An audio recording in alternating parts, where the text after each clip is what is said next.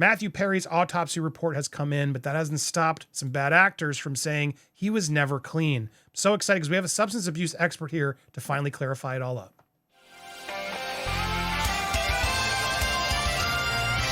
Welcome to Popcorn Planet. I am Andy Signor. I was getting really frustrated, guys, by these headlines. While we had this autopsy report come in, it did leave some questions for me, and it's made a lot of people online start to make these accusations about Matthew Perry. I'm really excited because we have an expert here, a doctor, Dr. Ryan Marino. Welcome to the show. How you doing, sir? I am doing great. How are you, Andy? I'm great. I'm glad we could track you down. Steph found you. You are a doctor specializing in emergency medicine, toxicology, and addiction medicine. So you are familiar with ketamine, all the stuff that was in this report, and you have read the report, correct? Correct. So when you see this headline, before we even get into it, I just want to get right to it. Does this headline anger you as well? Is it safe for us to assume that he was lying about his sobriety and not clean based on the fact that there was ketamine in his system?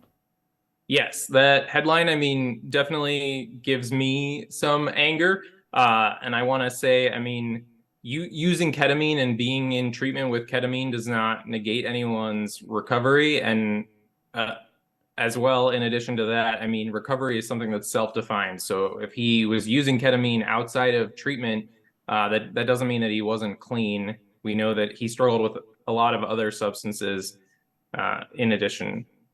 Right. And obviously, I know you, just so we're clear, also, you weren't a doctor for Matthew Perry. You don't know his personal information, but you can speak more generally in sort of how substance abuse and treatments work. Just to go now, let's rewind and go through what the autopsy report showed. It said here he died from an acute effects of anesthetic ketamine, according to results of the autopsy.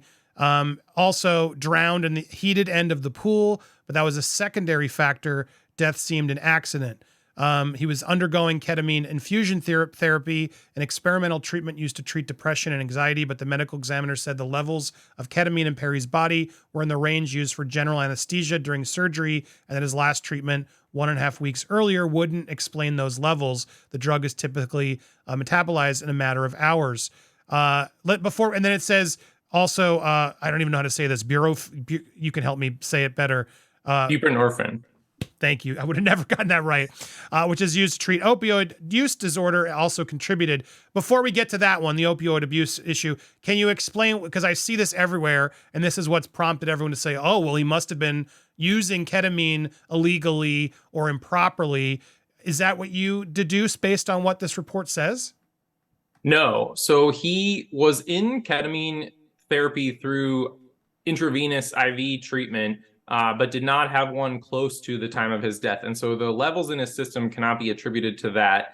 And they did detect ketamine in his stomach contents. So it's most likely that he took oral ketamine. And so there are a lot of programs, a lot of treatment options that offer oral ketamine kind of as a compounded medicine that people can take.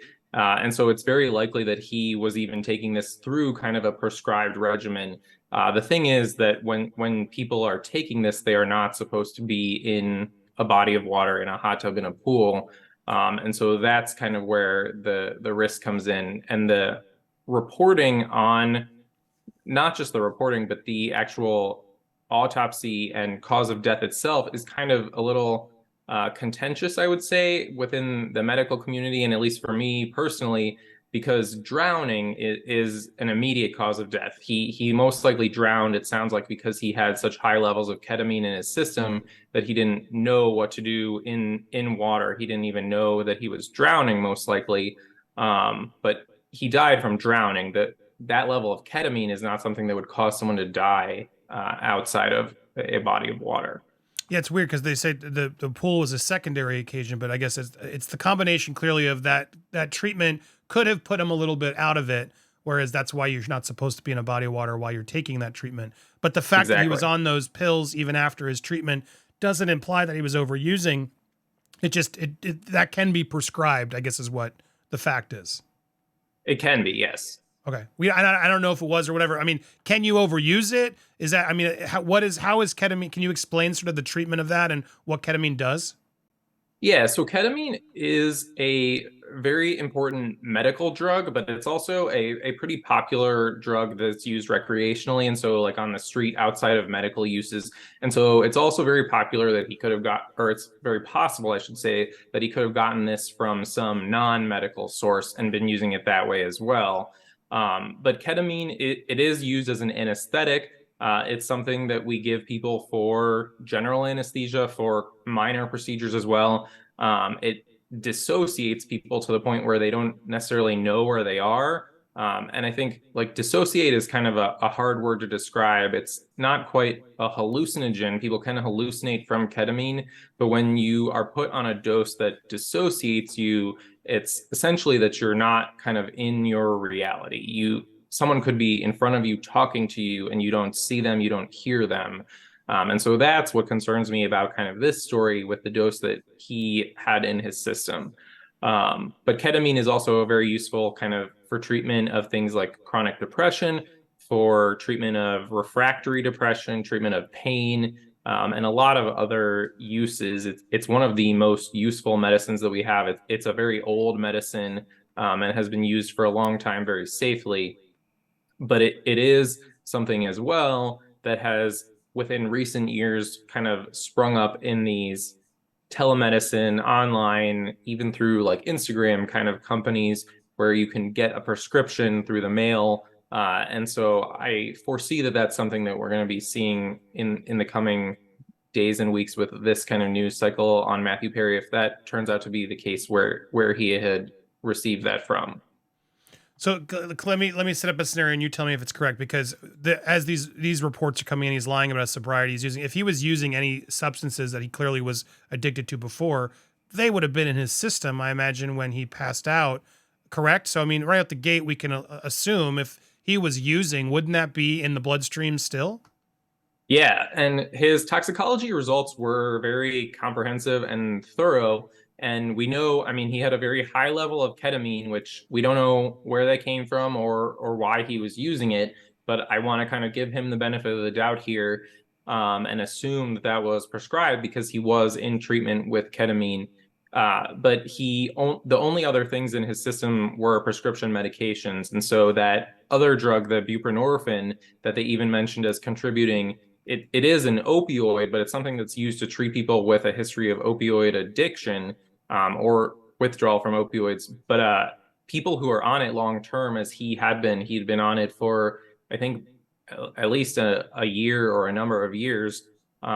The dose that they take every day doesn't contribute anything to kind of their mental status or the other things that we think that opioids do in overdose. And so buprenorphine is kind of interesting because it is an opioid, but it doesn't do the same things that other opioids do. And so even if you were to overdose on it, it's not something that would necessarily kill you. And he definitely didn't overdose on it. So it again is a little weird that that is being listed as a contributing factor in his death when there's no reason to think that that would have ever contributed to his death. So I love all this info. Thank you for giving it to us. And just so I can play out another scenario, it seems like I mean, these are all prescribed medicines that he was given as an addict. To get off of those addictions, you have to sort of wean them off, and you're given these prescriptions of things that the doctor gives. Now, I guess he could have overused those prescriptions that he had been given from the doctor. But from what I'm also, that could be one theory, I suppose, but it was stuff that was prescribed to him. But it also could have been stuff that he was totally prescribed and able to do. And had he done those dosages and just not been in a hot tub, he would have been fine. Is that true to say? Yeah, and based on the toxicology testing that they've reported, the like levels that were in his system of the other medicines he was on were not any sort of overdose, not any sort of toxic dose, shouldn't have really contributed to anything. I mean, there was no alcohol, there were no other drugs. So the ketamine is the only thing that was a very high dose. And again, that actually can be a prescribed medicine. The problem is that he took that medicine and then was in a hot tub. Understood. Well, there you go. So that clears it up. It seems from your expertise as a doctor and what you've read through the medical records, your bigger frustration is it's clearly a drowning is what happened here.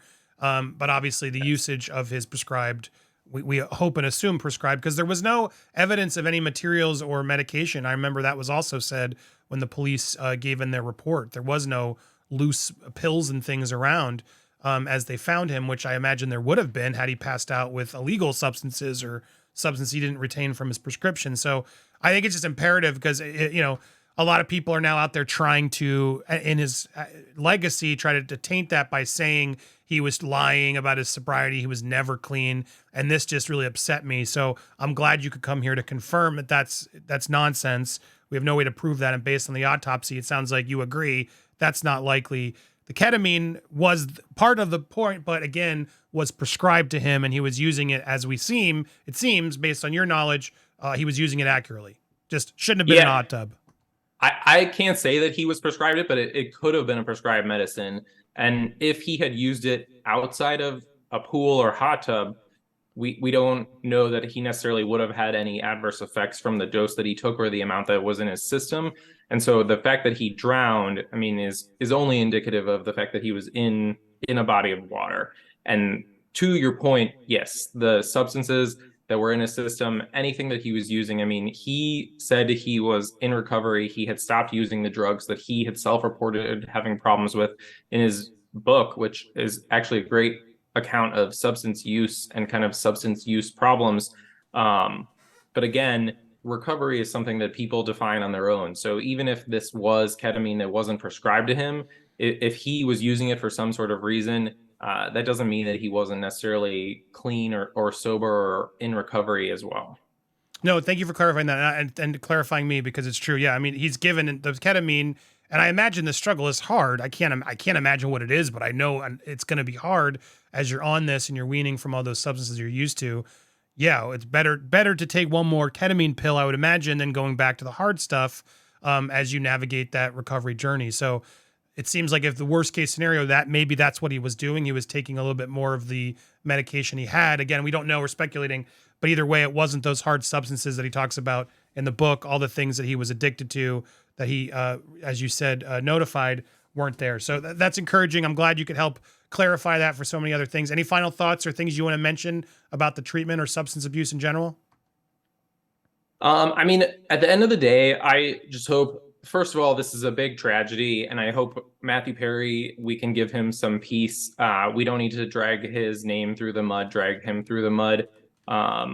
Ketamine is a very valuable drug. No matter how he was using it, we shouldn't also just blame the ketamine because it's not something that causes harms on its own. I think if we can prevent people from drowning, if they are using ketamine, they shouldn't use it in a pool. This is a good reason to kind of teach people about these kind of things. But yeah, Matthew Perry said that it was very valuable to him in treating his depression, his anxiety, all of these things. And so kind of blaming the ketamine is not productive, and saying that he wasn't actually in recovery when he defined himself as being in recovery is also kind of a douchey thing not to in do. good. Yeah. It's not good. And I'm glad frankly, yeah, that's accurate. Yeah. We could clarify it. So I appreciate it. It's such a pleasure to have you. I hope we can get you back. You can follow Dr. Ryan Marino over on Instagram, and he's got a YouTube channel as well, Ryan Marino MD. We sometimes need medical experts, so I'd love to meet you. Hopefully you'll come back. You can clarify some of these cases as we get them. Thank you for being here, guys. Hit the subscribe. Go ahead. Yeah, go ahead. Final thought? No, I'm happy to come back anytime. Love it. Let me know what you guys think. If you like Dr. Ryan and what do you think about all this, hit that subscribe to his channel and ours if you haven't already. Hit the bell for all alerts so you get notified of our videos. Smash that thumbs up as well, and tell us a comment down below. Are you as mad as we are based on those "he wasn't clean" rumors? These are not some friends, in my opinion. These are non-friends. Make sure you check out these videos. In the meanwhile, we'll be live later also as well. Thank you guys so much for watching, and stay tuned for more.